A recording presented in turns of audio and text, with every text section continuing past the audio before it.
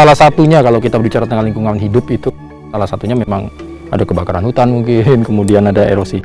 Tapi sebelum masuk ke sana, Pak Yudi mesti bisa disampaikan sebetulnya bagaimana Pak hal-hal terkait dengan lingkungan hidup, kebijakan-kebijakan atau persoalan-persoalan yang ada di Karangasem yang sekarang sedang digalakkan atau ini yang menjadi perhatian dari Karangasem, Pak Yudi. Terima kasih Bapak. Iya. Belum jelas.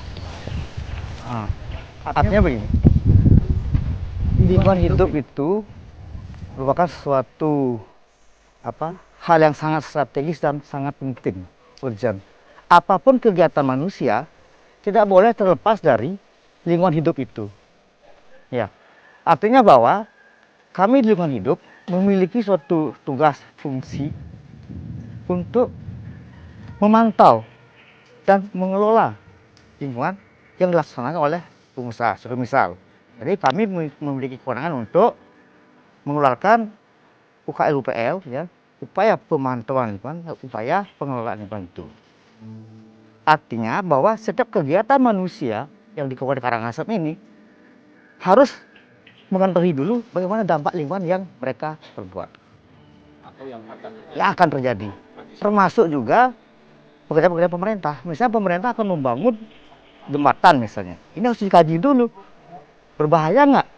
Gimana dampaknya setelah itu? Jadi lebih banyak kami berbicara tentang dampak lingkungan tersebut.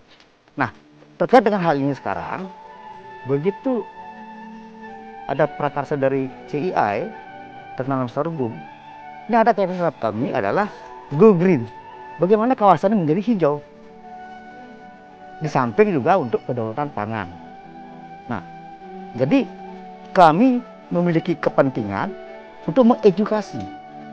Kami ada di sini mendapatkan penjelasan dari tim ahlinya, dan ini akan kita tularkan melalui dinas terkait kepada masyarakat kami yang kondisi wilayahnya sama seperti itu. Misalnya kami ada di Serayu, misal.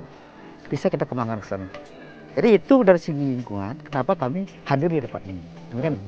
Jadi memang, jadi ini saudara kita akan sampaikan juga bahwa di Desa Duku ini menjadi salah satu tempat yang proyek boleh dikatakan Pak ya, penanaman varietas yang sebetulnya sudah dikenal lama, dikenal dengan sorghum ya Pak ya. Nah ini juga tadi terkaitan dengan mengapa kok ada kehutanan didirikan kemari, kemudian ada lingkungan hidup di kemari. Jadi memang seperti tadi posisi daerah Duku memang posisinya berada di dekat berbatasan dengan hutan dan kemudian gunung. Nah ini menjadi perhatian juga, terutama di Karangasem. Kita ketahui daerah ini boleh dikatakan kalau air sedikit kali ya Pak ya, lebih banyak keringnya gitu. Kemudian air juga kurang sedikit. Nah, akhirnya memang ada inisiatif untuk dihijaukan dalam tanda kutip. Nah ini salah satunya di proses ada penanaman sorghum. Kalau boleh saya tambahkan sedikit bahwa kondisi Kabupaten Karangasem ya, dari luas wilayah 839,54 km persegi, hanya 8% itu adalah lahan sawah. Oke. Sisanya itu lahan kering. Oleh karena itu ini adalah suatu program yang sangat-sangat mendukung bagaimana menuju hijau. Yang saya katakan tadi, ditambah lagi dengan meningkatnya ketersediaan pangan. Karena masyarakat kita di Karangasem, begitu kita sadari bahwa lahan basah kita dalam hal ini adalah sawah, itu hanya 8%. Minim sekali. Sisanya lahan kering. Nah, di lahan kering ini ada peternakan. Nah, sorghum ini adalah di samping bijinya bisa dipakai bahan makanan pokok, batangnya, daunnya itu bisa makan ternak. Jadi ini sangat-sangat kita butuhkan sekali untuk dikembangkan di wilayah-wilayah kering kita yang ada di Karangasem. Kan, Bang? Memang apa ya, boleh dikatakan dengan kondisi daerah yang relatif kering, kemudian dataran tingginya juga banyak, akhirnya memang kita harus boleh dikatakan harus banyak inovasi ya Pak ya, untuk salah satunya menghijaukan daerah ini supaya lingkungannya menjadi lebih baik ya. Nah terkait dengan tadi juga ternyata kehidupan dari masyarakat kita terutama yang di Karangasem memang lebih banyak di pertanian ini, di perkebunan dan hutan lahan kering ini. Mereka hidup di sana, mencari mata pencarian di sana. Akhirnya lingkungan ini yang harus kita bangun ya Pak ya. Gitu. Nah, kalau kita melihat ke depannya apa sih Pak pengembangan? Apakah ada kolaborasi dengan hutan mungkin Pak? Pak, apa titipannya kepada Karangasem supaya lingkungan hidup kita sama-sama menjaga ini Pak. Bagaimana Pak Warta? Iya, saya sangat mendukung apa yang dilakukan oleh CI ya, dengan sosialisasi sorghum ini. Paling tidak mereka yang ada di luar kawasan ini tidak perlu lagi menanam rumput gajah ke dalam kawasan.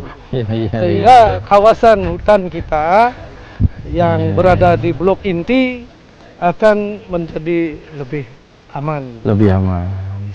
Lebih steril, terpantau ya Pak ya. Jadi masyarakat tujuan kami yaitu hutan lestari, masyarakat sejahtera.